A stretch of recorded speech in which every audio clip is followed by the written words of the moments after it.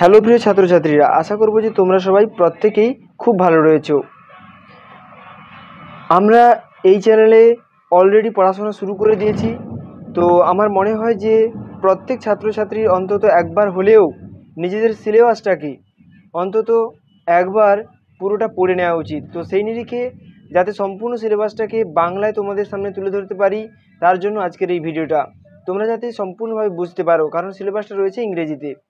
তো সে কারণে আমি পুরো সিলেবাসটা বাংলাতে বলছি, তোমরা মনোযোগ দিয়ে একবার হলেও সিলেবাসটা পড়ে নেবে, ঠিক আছে? আজকে অন্তত এই ভিডিওতে তোমরা একবার পুরো সিলেবাসটা শুনে নাও, তোমাদের সিলেবাসে কি কি রয়েছে। তো দেখো, আমাদের সাবজেক্ট হচ্ছে এডুকেশান, ঠিক আছে? তো ক্লাস 12 সেমিস্টার, থার্ড সেমিস্টার, ঠিক আছে?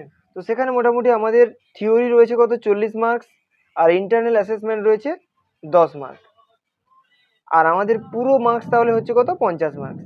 তো এই 40 মার্কস কিন্তু আমাদের পুরোপুরি এমসিকিউর উপরে দিতে হবে, ঠিক আছে? তো এই থার্ড সেমিস্টারে, তো সেখানে আমরা সিলেবাসে ঢুকে পড়ি। গ্রুপ এতে যেটা রয়েছে, গ্রুপ এ থেকে আমাদের আসবে 20 মার্কস। এই গ্রুপ এর যে পার্ট, সেটার নাম হচ্ছে কি, এডুকেশন ইন মডার্ন ইন্ডিয়া, অর্থাৎ আধুনিক ভারতে শিক্ষা।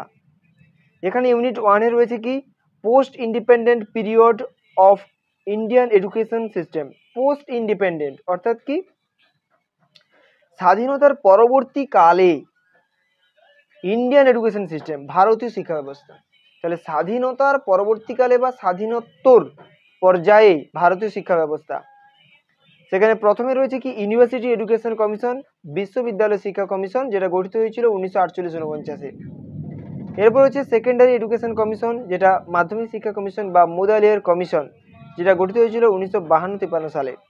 এরপর রয়েছে ইন্ডিয়ান এডুকেশন কমিশন, যেটা ভারতীয় শিক্ষা কমিশন বা কোঠারি কমিশন, 1964-66 সালে গঠিত হয়েছিল।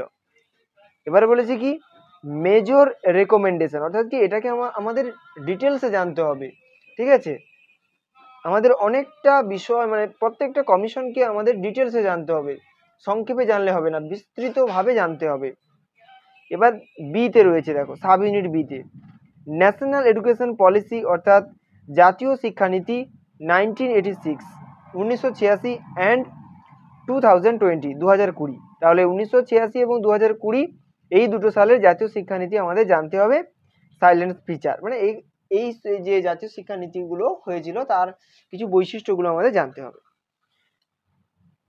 সাব ইউনিট সিতে রয়েছে, দেখো প্রবলেমস, সমস্যা অফ ওমেন এডুকেশন, মানে নারী শিক্ষা, SC, ST, OBC, EWS, equal opportunity. তাহলে এই সমস্ত ক্ষেত্রের সমস্যাগুলো জানতে হবে, মানে এই যে women education, SC, ST, OBC, EWS, equal opportunity, তাহলে এগুলো সম্পর্কে আমাদের জানতে হবে। এই সমস্ত কিছুর সমস্যাগুলো সম্পর্কে, প্রবলেমসগুলো সম্পর্কে আমাদের জানতে হবে। এসসিদের কি সমস্যা রয়েছে পড়াশোনার ক্ষেত্রে, ওমেন এডুকেশনের জন্য কি সমস্যা রয়েছে, ওবিসিদের কি সমস্যা রয়েছে, ইত্যাদি বিষয়গুলো। এবার দেখো রয়েছে ইউনিট 2।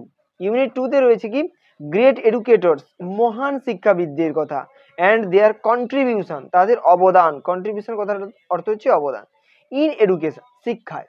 তাহলে মহান শিক্ষাবিদদের শিক্ষায় কি অবদান রয়েছে সেখানে আমাদের জানতে হবে।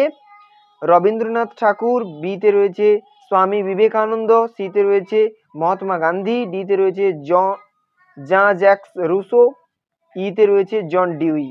তাহলে এই 5 জন মহান শিক্ষাবিদদের সম্পর্কে জানতে হবে এবং তাদের শিক্ষাক্ষেত্রে কি ভূমিকা রয়েছে বা তাদের অবদান, সেটা আমাদের ডিটেলসে জানতে হবে। এগুলো থেকে কিন্তু প্রচুর ইম্পর্টেন্ট এমসিকিউ গুলো আসে, ঠিক আছে? তো যাই হোক, এরপরে দেখো গ্রুপ বি। গ্রুপ এতে আমরা পেয়েছিলাম 20 মার্কস, গ্রুপ বিতে রয়েছে 20 মার্কস।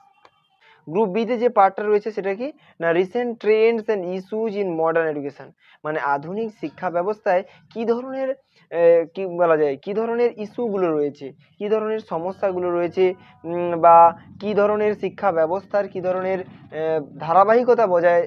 ধারাবাহিকতা চলছে, সেটা সম্পর্কে আমাদের জানতে হবে। আধুনিক ভারতে শিক্ষার ধারাবাহিকতা এবং বিভিন্ন সমস্যাগুলো সম্পর্কে জানতে হবে। সেখানে ইউনিট 1-এ দেখা রয়েছে ইনক্লুসিভ এডুকেশন কথার অর্থ কি, অন্তর্ভুক্তিমূলক শিক্ষা। এগুলো আমরা ডিটেলসে আমাদের বিভিন্ন ভিডিওতে আলোচনা করব, তা আজ আমরা জাস্ট সিলেবাসটা আলোচনা করছি। সাব ইউনিট এতে রয়েছে education for differently abled children. বলছে কি এডুকেশন শিক্ষাটা কাদের শিক্ষা না ডিফারেন্টলি এবলড চিলড্রেন মানে কি মানে সম্পূর্ণ ভিন্ন ক্ষমতাবান শিক্ষার্থী বা ভিন্ন সক্ষমতার শিশুদের। তাহলে ভিন্ন সক্ষমতার শিশুদের শিক্ষা, এটা কিনা মিনিং জানতে হবে, কনসেপ্ট জানতে হবে অর্থাৎ ধারণা জানতে হবে, তার পাশাপাশি জানতে হবে কি ক্লাসিফিকেশন অফ ডিফারেন্টলি এবলড মানে ওই যে বিভিন্ন ধরনের সক্ষমতা শিশুদের শ্রেণী বিভাগ।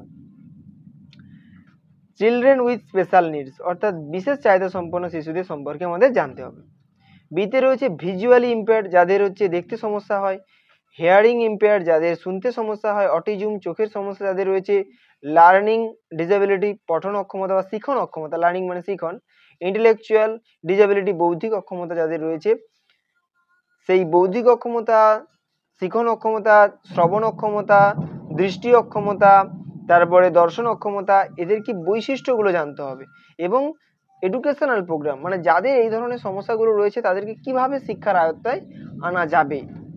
এবার দেখো সিতে কি রয়েছে, meaning importance and berries of মানে এগুলো হচ্ছে বেরিয়ার আর কি অফ ইনক্লুসিভ এডুকেশন মানে অন্তর্ভুক্তিমূলক শিক্ষার যে সমস্ত ব্যারিয়ারগুলো রয়েছে মানে তোমার বাধা, ইম্পর্টেন্স গুরুত্ব, মিনিং অর্থ, এগুলো আমাদের জানতে হবে। এর পাশাপাশি কি role of formal and informal agencies মানে বিভিন্ন ধরনের প্রথাগত এবং অপ্রথাগত যে সমস্ত সংস্থাগুলো রয়েছে in building and inclusive education মানে তাদের ভূমিকাগুলো জানতে হবে এই অন্তর্ভুক্তিমূলক সমাজ গঠনের ক্ষেত্রে। তাহলে এর মানেটা কি দাঁড়ালো না আমাদের প্রথমে জানতে হবে অন্তর্ভুক্তিমূলক শিক্ষার অর্থ, গুরুত্ব এবং বাধা, তার পাশাপাশি জানতে হবে বিভিন্ন প্রথাগত এবং অপ্রথাগত বিভিন্ন সংস্থাগুলোকে যারা হচ্ছে এই অন্তর্ভুক্তিমূলক সমাজ গঠনে বিশেষ ভূমিকা রেখেছে।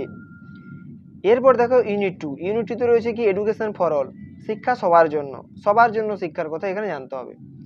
এতে রয়েছে কি এডুকেশন ফর 21st সেঞ্চুরি 21 শতকের শিক্ষা ব্যবস্থা, গ্লোবাল ভিশন অফ এডুকেশন মানে শিক্ষার বিস্তৃত দৃষ্টিভঙ্গি, সেখানে ডেলর্স কমিশন রয়েছে, 4 পিলার্স অফ এডুকেশন সেখানে আমরা শিক্ষার 4টি স্তম্ভের কথা জানতে পারবো। আর কি রয়েছে international commission on the future education মানে কি ভবিষ্যৎ শিক্ষার বিভিন্ন আন্তর্জাতিক কমিশনের ভূমিকা আমাদের জানতে হবে।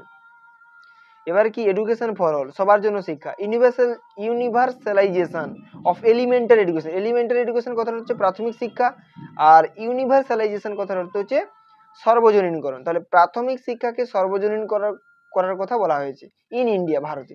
তাহলে ভারতে প্রাথমিক শিক্ষাকে সর্বজনীন করার যে বিষয় রয়েছে বা ব্যবস্থা রয়েছে সে সম্পর্কে আমাদের জানতে হবে। ইউনিট মানে সাব ইউনিট সি তে রয়েছে দেখো রোল অফ পজিটিভ সাইকোলজি কথার অর্থ কি ধনাত্মক মনোবিদ্যার ভূমিকা কি ইন মডার্ন এডুকেশন আজকের আধুনিক শিক্ষার ক্ষেত্রে। তো এরপর যেটা ইন্টারনাল অ্যাসেসমেন্ট, এটা বলার অপেক্ষা রাখে না যে ডেমনস্ট্রেশন অন টপিক, যে কোনো একটা টপিকের উপরে ডেমনস্ট্রেশন মানে প্রদর্শনী হতে পারে, ঠিক আছে, এগুলো তোমাদের জানিয়ে দেওয়া হবে। এছাড়াও গ্রুপ ডিসকাশন যেখানে ব্রেনস্টর্মিং, ঠিক আছে, তোমাদের হয়তো সবাইকে কোনো একটা বিষয় জানিয়ে দেওয়া হলো সে সম্পর্কে পরবর্তীকালে সমস্ত স্টুডেন্টদেরকে নিয়ে কিছু প্রশ্ন করা হবে, সেখানে ছাত্রছাত্রীরা কত তাড়াতাড়ি তৎক্ষণাৎ সঠিক উত্তরটা দিতে পারে তার ব্যবস্থা। এছাড়াও যদি ডিবেট থাকতে পারে, ডিসকাশনের টপিক, কোনো একটা টপিকের উপর কোনো একটা বিষয়ের উপর ডিবেট অর্থাৎ বিতর্ক বা কোনো একটা বিষয়ের উপর ডিসকাশন মানে তোমার বক্তৃতা দেওয়ার যদি ব্যবস্থা করা যায় তো তার উপরে ভিত্তি করে 5 মার্কস, তাহলে তোমরা এইভাবে 5 5 10 মার্কস পেয়ে যাবে, ঠিক আছে। তো যাই হোক মোটামুটি ভাবে তোমরা জানতে পারলে আজকের ভিডিওতে যে তোমাদের সিলেবাসের পুরো সিলেবাসটার বেঙ্গলি মিনিং। আশা করবো যে তোমরা সিলেবাসটাকে খুব সহজে এবার বুঝতে পারবে এবং কিভাবে নিজেদের পড়াগুলো এগিয়ে নিয়ে যাবে সেটাও নিশ্চয়ই সিলেবাস অনুযায়ী বুঝে উঠতে পারবে। আমাদের এখন পড়াশোনা চলছে, তোমরা চাইলে চ্যানেলটির সঙ্গে থাকতে পারো, তোমাদের উপকারী হবে। এছাড়াও আমাদের একটা হোয়াটসঅ্যাপ গ্রুপ রয়েছে যার লিঙ্ক আমি এই ভিডিও ডেসক্রিপশনে দিয়ে দেবো, তোমরা চাইলে সেখানে যুক্ত হতে পারো, তোমাদের যাবতীয় এডুকেশন সংক্রান্ত সমস্যার সমাধান অবশ্যই হবে। তো পরবর্তী ভিডিওতে দেখা হচ্ছে, ততক্ষণ পর্যন্ত সুস্থ থেকো, ভালো থেকো।